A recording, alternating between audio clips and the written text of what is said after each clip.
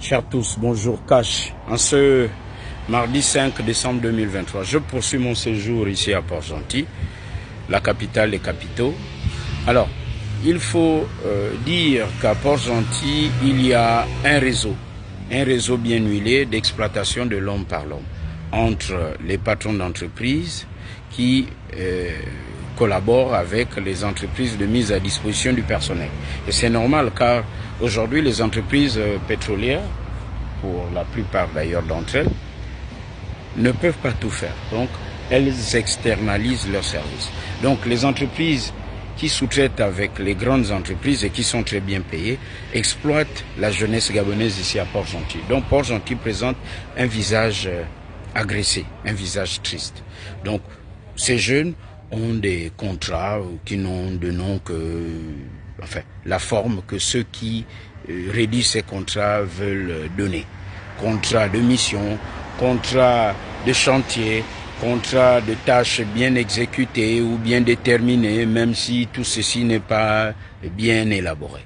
Les inspecteurs du travail le savent et restent silencieux. Les plaintes et les voies de recours qui sont initiées meurent sur le trajet du dilatoire ou ne trouvent aucune suite favorable. C'est une chaîne alimentaire. Et il faut ajouter à cela le jeu complice, le double jeu des délégués du personnel qui sont dans la poche de leur patron.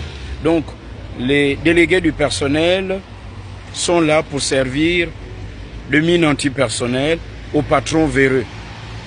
C'est ainsi que les cahiers de charges ne sont pas élaborés avec les syndicats et les autres travailleurs. Ce sont donc des passages en force pour que le délégué du personnel soit toujours bichonné par le patron. Il y a aussi la complicité des responsables des ressources humaines qui ont fait recruter dans la boîte coquins et coquines, amis et connaissances, donc pour toujours avoir les faveurs du patron. Ajouter à cela est plus vicieux et nous avons des témoignages, le harcèlement moral et sexuel, tous sexes confondus. Ces Européens qui harcèlent les jeunes garçons, ces Européennes qui harcèlent les jeunes filles. Donc, vous avez compris, avec la dépénalisation de l'homosexualité, ce n'est pas du goût de tout le monde, mais plusieurs d'entre eux ont voulu surfer dans la vague. Ceux qui ne répondent pas aux appels assidus se voient retirer les contrats. Contrat de 2 semaines, 1 mois.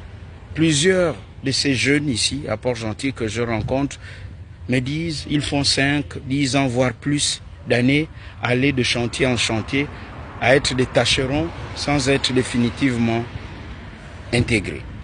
Ce qui fait que le temps va passer et ils vont se retrouver là à vieillir et en rade. Port-Gentil est devenu le terrain de jeu de cette mafia. Il va donc falloir que les autorités de la transition voient clair, et pour voir clair, il faut baliser le terrain.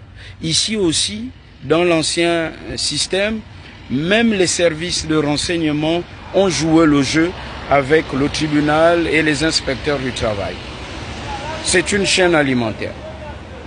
Pour que l'emploi soit cash pour tous, il va falloir que le Gabon reparte sur de nouvelles bases et la chance, c'est le débat national. Aux jeunes Gabonais ici à Port-Gentil d'être soudés, d'être solidaires derrière les autorités de la transition. Car la baronnie aussi installée ici, qui a mis et positionné à certains postes stratégiques, notamment les conseils d'administration, leurs hommes à tout faire, ne se laissera pas faire et ne va pas laisser le gâteau s'échapper. Donc c'est une guerre silencieuse. Disons même que le président de la transition est doublement en danger par ce réseau qui ne voudra pas qu'il change les choses. Parce que, comme on dit chez nous, ce réseau, cette chaîne alimentaire est habituée à être dans le mangement. Il nous faut donc être vigilants et que les jeunes soient, mais alors là, plus que jamais, soudés, solidaires ici à Port-Gentil, pour faire échouer le plan de ceux qui veulent évidemment saboter la transition, car ils maintiennent la jeunesse port-gentillaise avec des contrats d'Osaka, des contrats d'esclaves. Et ça, ce n'est pas du tout cash. Ce qui sera cash, c'est un emploi pour tous. Cash.